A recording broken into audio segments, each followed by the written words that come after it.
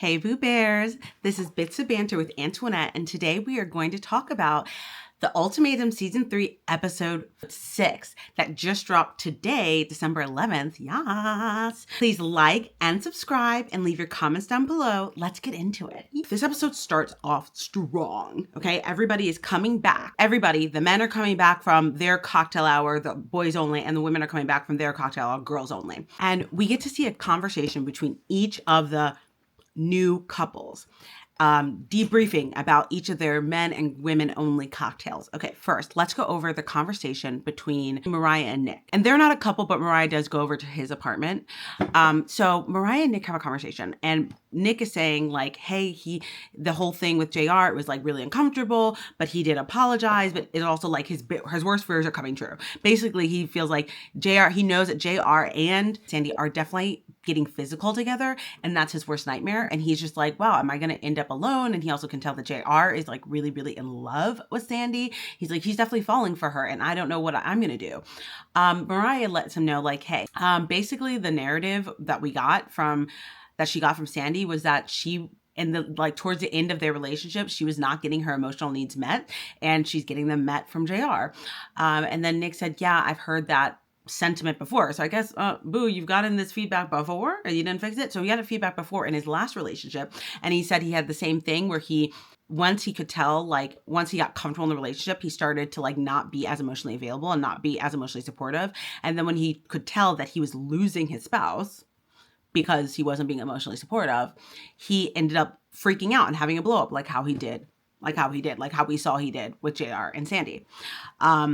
And she was like, well, I mean, maybe that's something you can fix. And he's also saying like, but I mean, she's like being so emotionally available and holding space for JR, and she's never done that for me. And that feels unfair. And it's like literally a second after he says that he notices that he hasn't been emotionally available, he starts bringing up that it's her fault, like being like, well, she's being emotionally available for JR. And I'm like, okay, let's go back. And honestly, this is not a Sandy standing count, but I can also see how like, I don't know, they're both very toxic. So Mariah into telling him like, hey, this is your time to learn, but also maybe what she's learning for JR, she'll bring back to you. Next. So then let's go. We're not going to go full in order, but then we see JR and Sandy. And I want to go in this order because I want to talk about Sandy. So she asked JR, but we don't really get to hear JR's stance yet about what's going on in his relationship, or like he pretty much ends up saying that, oh yeah, everything was fine at the thing, that Nick apologized, came straight up to him and apologized and said, you know, I'm sorry that what I did was wrong. And he's like, yeah, it seems like he's had a change of heart and like is really now, you know, found some zen. But then he also brought up that he had told Nick, yeah, this wasn't okay. And that he also was like, yeah, I know that you're texting her, that he knows that Nick is texting Sandy and it's like really interrupting, you know, him and Sandy's experience. And then he told Sandy that Nick had told him, hey, well, you don't know the full story. If Sandy's not telling you the full story, she's texting me too and saying, I miss you. So like, that's confusing. Sandy seemed upset about this. Sandy didn't seem to like that. At least from my take is that Sandy didn't seem to like that Nick divulged that she was also messaging him. And then she also seemed to be a little bit gaslighty. She's like, well, yeah, I mean, I have said that I missed him, you know, but like, you know, I say that and then he writes me like 8 more times. And I'm like, well, but then it seems like she's also trying to play the victim. Like she seemed upset that JR ended up finding out like, oh yeah, I am messaging him during our trial marriage. And then she tried to also play the victim and be like, well, he's also messaging me. He's messaging me more. I'm like, but you're messaging him. I think that's the main takeaway. You are messaging him and you're messaging him that you miss him. And the thing is, you keep saying that he's bothering you, but then why are you messaging him? Because then this seems more of like a back and forth conversation. Like both people are messaging each other and bothering each other and saying, I miss you. And then she's like, oh, so now he's all calm and zen. And I feel like when I get back with him, he's just going to like do the same thing, which is like, this is where I'm conflicted, where I'm like, okay, there's a part of me that just feels like, I feel like Sandy and Nick are both extremely toxic. And I think they both really fuel toxicity together. And I can see how both of them probably were texting each other very toxic things. Led to, not cause, because I think Nick causes his own blowups, but which helped lead to Nick blowing up and going to JR and Sandy's apartment. I do feel like Sandy had a part in this, but then also her saying like, well, then he's just going to do this when we get back together. And I'm basically, she almost sounded like, well, and then she said that she doesn't want to go back. She's like, I don't even want to go back and live with him. Then don't. Leave. I'm honestly, apparently nothing's holding you guys to this experiment because so many people have already fucking left. Then leave. Like, if this is something where this is an unhealthy situation that you feel like you're just going to get the brunt again from him, then you should leave. But you can't keep JR. Okay, you can't just keep JR. He's going to be able to still go into the experiment and he needs to go do a second half with Zana. So either in this experiment with JR and leave and be done with Nick, or if this is both of you are being toxic and you want to stay in the experiment and you want to figure out things with Nick, then go and have the experiment with Nick. But you can't have it both ways. Like, you can't have it both ways. That's how I feel, honestly. But I want to be sensitive as well because, like, I do understand that in, like, emotionally volatile or emotionally, relationships, but I do feel like they're both emotionally volatile and I do think like they're both emotionally manipulative. So I guess I don't have as much compassion as I would normally because I can see that they both are toxic. And, oh my God, then we see the conversation between Zana and Scotty. And Scotty, when she comes in, Scotty's literally cleaning. He's giving her weird eyes. He's literally looking like he's almost trying to fucking intimidate her. And she's like, what's going on? Are you okay? And he's like, I'm fine. She's like, well, you're obviously not. So do you want to talk? And then he's like, so JR brought up that he's like, well, have I ever said anything negative about JR? And he's like, this is a yes or no question. This is not for you to be like theorizing, pretty much saying like, don't put a but in there. This is a yes or no question. I was like, I'm going to need you to chill the fuck back, dude. Okay. If she wants to add some stipulations, she can. Don't yes or no question me. I mean, he didn't do that to me, but don't yes or no question Jana. Okay. Don't yes or no question her. And she's like, whoa, what's the energy? He's like, there is no energy. She's like, why are you acting like I did something? And he's like, I'm not. She's like, yes, you are. Like, and he was coming at her. He was like literally coming at her. And she's like, hey, I have not. She's like, no, you have not directly said anything negative about JR. And yeah, maybe he hasn't directly, but he's probably like said a few things here and there. And she's like, so what happened? And she's like, he said that basically pretty much told her what JR said, that he has been talking shit. And she's like, well, your energy is off. Like, are you intimidated by him? And then that really set him off. And she's like, I'm going to need you to take it down a couple decibels, take a few breaths because I'm not going to have you talk to me like that. And I was like, yas queen, yas queen, yas queen. You know what I mean? Because I'm like, yeah, we're not doing that, Scotty. The toxicity is continuing. And this is he's going to be more upset. I saw the Nick Vile podcast where he was saying that, like, he's like, oh, I was so upset with what I saw because it was coming off like really toxic. I was like, oh, well, episode 6, you're continuing the toxicity, sir. You're continuing the fucking toxicity. Yeah. So things did come down and she was like, yeah, I'm going to need you to figure out your energy and need to understand that I understand that, like, in a marriage, sometimes what's going to happen is like something's going to come out from outside. You're going to have an argument with somebody and you're going to bring it in. And I'm going to need you to understand how you affect other people with your energy and to not take it out on me because that's exactly what you did. And he did end up apologizing. And then he tried to do the whole like, well, you look, and like try to, and I was like, throw up. Like, no, sir. No. Okay. You just threw a temper tantrum and try to corner her and act like, well, why does GAR say this? And she's like, that's a no for me, dog. That's a no for fucking me. And then he asked her like, well, have you guys not been texting? And she's like, no, me and JR really have like separated, like really like set a line and we have not been texting. Like she didn't say exactly that, but basically it seemed like she was saying that they hadn't been texting each other, which I was like, interesting. Then Arya and Kayla meet Arya's brother. And Arya's brother pretty much said, he's like, yeah, when I met Scotty, because I guess there was like, she was like saying that sometimes the way Scotty can act, it reminds her of her dad. And she's like, I'm not going to marry my dad. And then her brother said, he's like, actually, when I met Scotty, that's exactly what I thought. I thought he reminds me of our dad. And Arya got a little emotional and he's like, yeah, like, I don't know how to like, pretty much he was saying like, I didn't know what to say in that moment because I don't know how much I'm supposed to like interject on your relationship.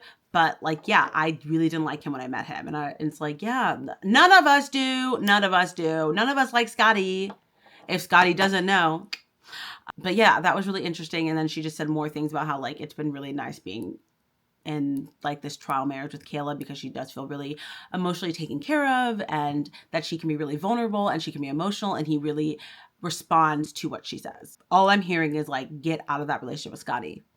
And all I'm seeing also from Scotty with Zana is get out of that relationship with Scotty. And then Arya's brother, and I guess brother's wife possibly, or friend or something, both said that they really like Caleb, and that her brother goes like, we'll see. Pretty much he's like, please end up with Caleb. Please end up with Caleb. But we don't know, because Mariah's a good girl as well. So who knows who Caleb's going to end up with. Then we get to, later on, we get to a conversation between Zana and Scotty at their apartment. And pretty much Scotty's being like, yeah, like, she's like, do you want anything in the next 72 hours? So there's only 72 hours left in the trial marriages. And he's like, well, I've learned a lot. I've gotten a lot from you, even if you haven't felt like that. And she's like, stop projecting that. He's like, well, you know, this has been a hard week. And she's like, yeah, just because we had a hard moment, a hard week, that doesn't, like, let's not project that onto the whole relationship.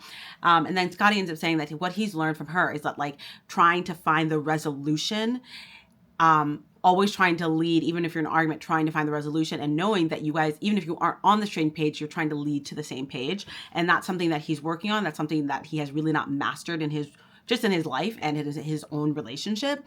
But that's something that he's learned from Zana. And Zana said that one thing that she's learned from the trial marriage is that she wants more unity, and that she's like okay with being independent and having independence, which we have seen with JR, that like he had this whole thing where he was like, well, I make my own dinners and Zana makes her own dinners. And like, so they seem to have a very like, we're both like kind of just very separate, but together. And she's like, what I've learned is that there can be a lot of freedom and excitement in having unity, and that she wants more unity in her relationship, and that's what she got with Scotty and her. So I was like, that's nice. Like, they both really like nicely summed up what they both got and what they both were lacking in their other relationships or in themselves, and then what they want to bring to their next relationship. Then we get a conversation between JR and Sandy on a walk. Cute. And it looks like they're having like, I don't know, it kind of looked like it was from Erewhon, maybe.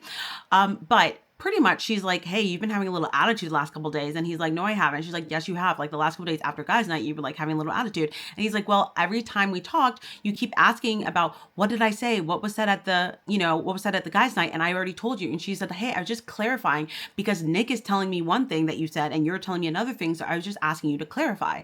And he's like, yeah, but I'm just pretty much, he's saying that he's tired of hearing about Nick. He's like, it has been the Nick show for 3 weeks, which I'm like, I can totally see. And he's like, and the thing is, you're spending so much energy on him and managing him. And basically he's feeling neglected by Sandy because of that. And she's like, but I've also been there for you. And he's like, no, I know you have, but it's just like, I'm just tired of hearing about Nick.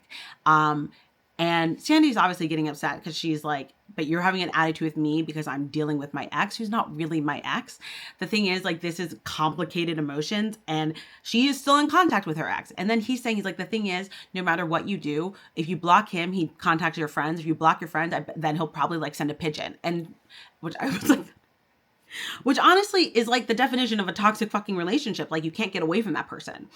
But I'm also feeling like, the thing is with narcissistic, toxic people, they go for people that are enablers in a way. And I do feel like Sandy is not only toxic herself and possibly narcissistic herself, but she's also an enabler.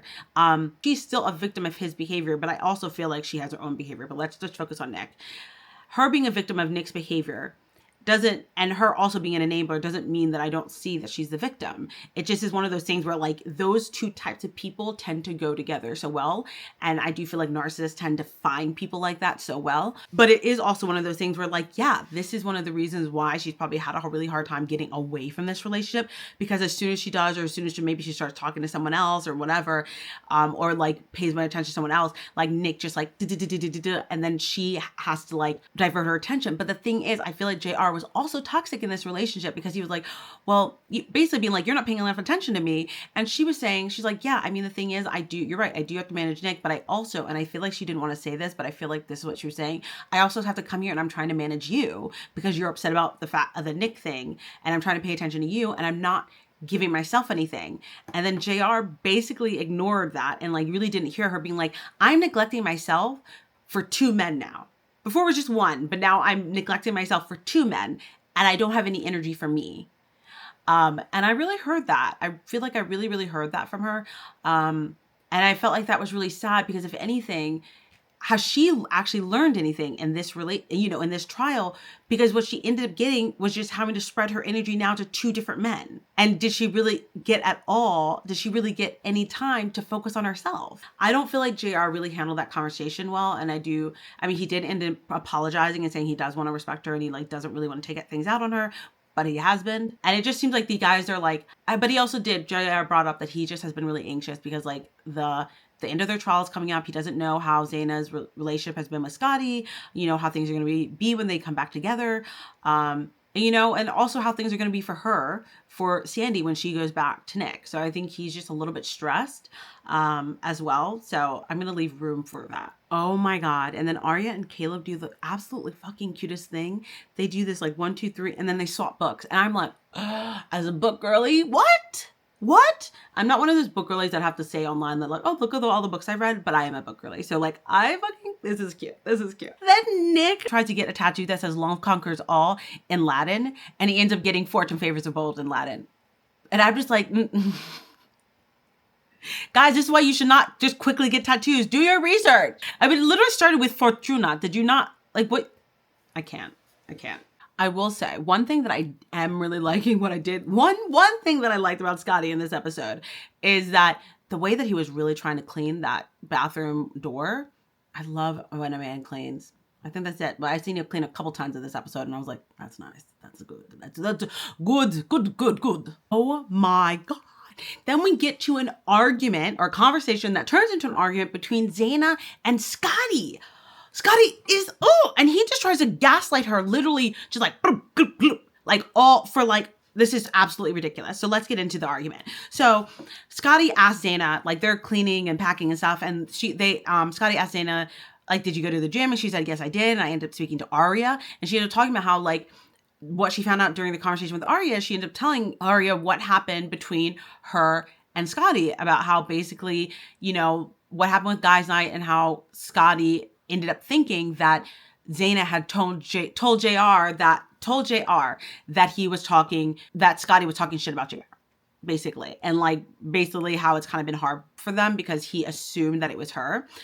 And then she ended up saying, she's like, yeah, what's interesting is that Ari ended up telling me that she actually has also seen JR, and then Scotty was like, oh, okay. She's like, yeah, basically what I'm seeing is that all of us, when we're bumping into each other, we're all talking. And I think she was trying to be like, hey, I don't feel like she was trying to say Arya was talking about JR, but she was trying to say like, hey, like we're all bumping into each other. It could have literally been anybody.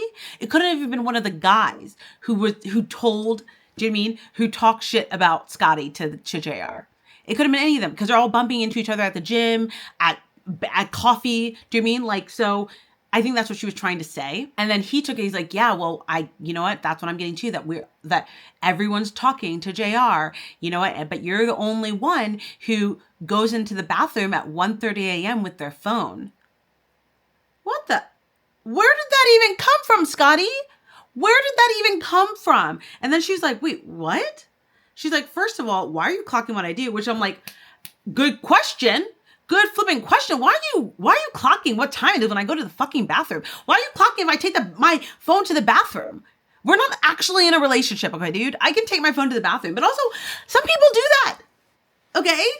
Obviously, if I take my phone to the bathroom, I then also wipe it down with like Clorox. But I also am somebody that sometimes I'm like still listening to something and I'm gonna listen to something on the fucking toilet, okay?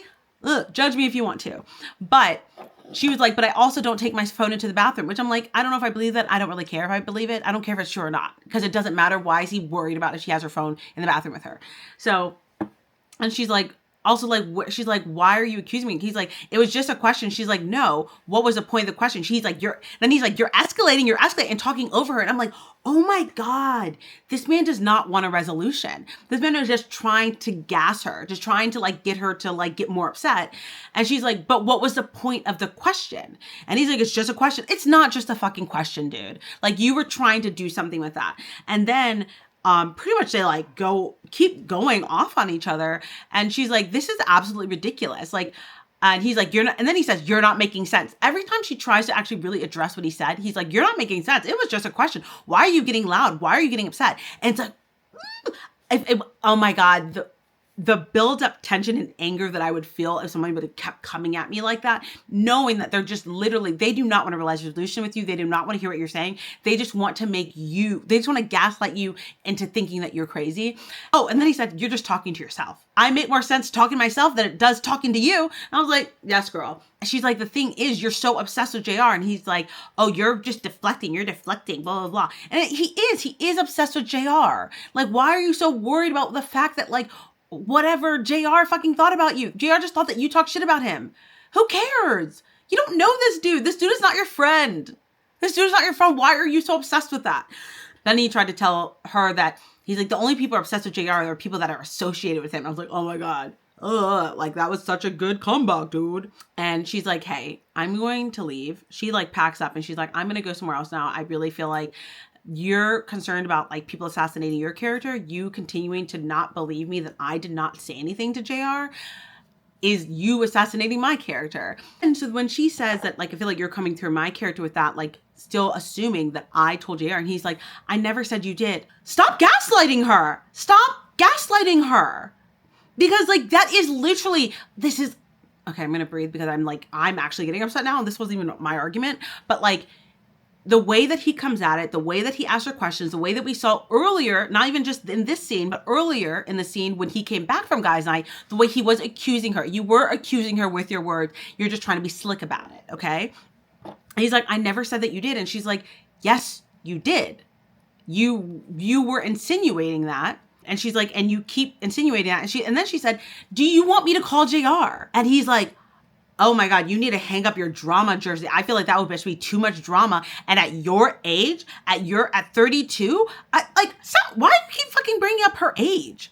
Why do you keep bringing up her age? Like, he is trying to demean her just by saying like, oh, you're 32. You're pretty much being like, you're an old bitch.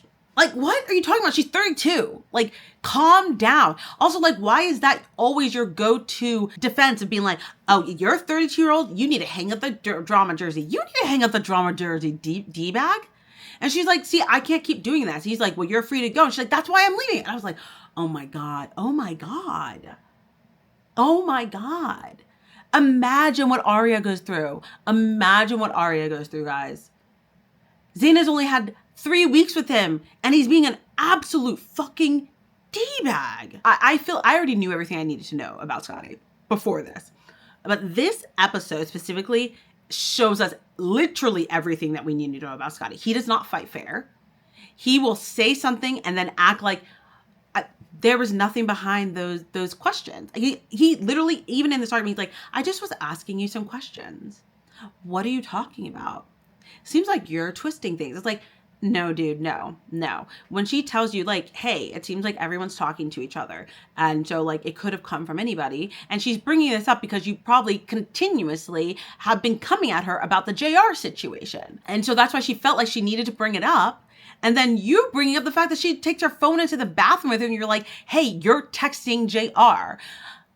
That is you insinuating, or basically that is you saying, you're the one who told JR. I still believe that, and I don't believe you. And then when she's like, hey, you were assassinating my character with that. And then him saying, well, no, I'm not. I'm just talking in circles now because like I've already made my point. But like this whole scene, these two scenes specifically, shows everything that we need to know. I feel so bad for Zana. I feel so fucking bad for her. And him saying, all I've done was ask you questions. She's like, be real. And I love what she said. She's like, be real. And it's like, yes. And the funny thing is, I have talked to people like this, narcissists like this, who's like really just try to like get you in a corner and make you act like you're the one being crazy. They're like, oh, I've never said that. I just was asking you crazy. And you're like, no, seriously, be real. Like, let's stop this. Let's stop this game. And she's like, you've asked me if I've spoken. He was like, yeah, I've asked you if you've spoken. Let's not do this. Let's not do this. We all know how to communicate, not with just our words, but our tone. Okay, so the way, not just the words that you say, but the way that you ask them have meaning. And you know what the meaning that you were trying to get across was. Like, let's not play these fucking games. Okay, Scotty, let's not play these games. Last thing, and I love when he said, you're not making any sense. And the way she, like, it's almost like she looks at the camera like, are you guys hearing this? Somebody, please tell me that you guys are hearing this. Like, I'm not going crazy, right? Like, you guys are hearing this. She's like, what is happening here? And that's exactly what I'm like. I'm literally, I'm watching it. I'm looking around. I'm by myself, but I'm looking around too. Being like, is everyone hearing this? Oh my God. And then Arya and Caleb have this beautiful conversation. And he talks about before this trial marriage, he really didn't think that he would be a good husband. And because of that, he also didn't think that he would be a good father. And so he's been really thinking that he would just die alone and never have kids and never be married. And she's like, you really thought that? And then they just like share just like these beautiful things, these like really appreciation conversations about themselves. Just brings her being like, you're a beautiful person, you're a kind person, you're a caring person, you're going to be an amazing husband and amazing father. And he's telling her like, he's like, if you think I'm caring, like it's nothing even close to how caring you are and the way that you love people and the way that you show up for people. And I was just like, oh my God, it was just so beautiful. Just two people really appreciating each other. And then it pretty much like I'm falling in love with their dynamic and I wish that they would fall in love. But then Ari ends up telling us that like it is bittersweet because she does want to be in Caleb's life and like she really cares for him and like basically wants to be a friend to him. But he has let her know that Mariah has made it clear that she does not want Arya at all in Caleb's life. And so she's going to respect that. So this is really goodbye for them and it's bittersweet. I was like, oh, fuck, dude. But at the same time, I totally understand why Mariah said that because the way girl Arya, and even though Arya is my girl, I love her, I love her, I love her. But the way that you came off in that conversation with Mariah, I get why she was like, yeah, I'm going to need you to stay the fuck away from my man. Because I will be the same way. I'm going to need you to stay the fuck away from my man, girl. Please stay the fuck away from my man. Also, you're beautiful, smart, funny, and cool. Like, I'm going to need you to stay the fuck away from my man. Okay. I get it, Mariah. I get why you're there. Because I also love Mariah so far. We haven't seen much of her, but she seems very sweet. So I think she has a right to say that. And if Caleb wants to be with her, I think he's going to need to stick to that. But it's really sad because like what I have seen of Caleb and Arya and the way that they speak to each other and the way that they speak life into each other and the way that they're so soft with each other, it's a beautiful thing to see. It's absolutely fucking beautiful. Then we're going to the end of the episode. We get to JR and Sandy having their pillow talk and they talk more about how like, oh my God, we connected so much. Oh my God. We both were just so open with each other. We're so vulnerable with each other and then just not saying much of anything else. But JR has his little, like, you know how they have those like interview thingies. He's like, yeah, like, but before when I started this trial marriage, I did not think I was ready for marriage, but now I can definitely see myself getting married to someone like Sandy. There was definitely an emphasis on like Sandy. And so that's the end of the episode, guys. Pretty much we end with everyone at the table getting ready for the changeover to go back to their original partners. Everyone who was left. Okay. So this episode was absolutely crazy. I need to hear your comments. I want to hear what you guys are thinking. So please like and subscribe and leave your comments down below. I love these little chats of ours. Until next time, love you, mean it. Bye.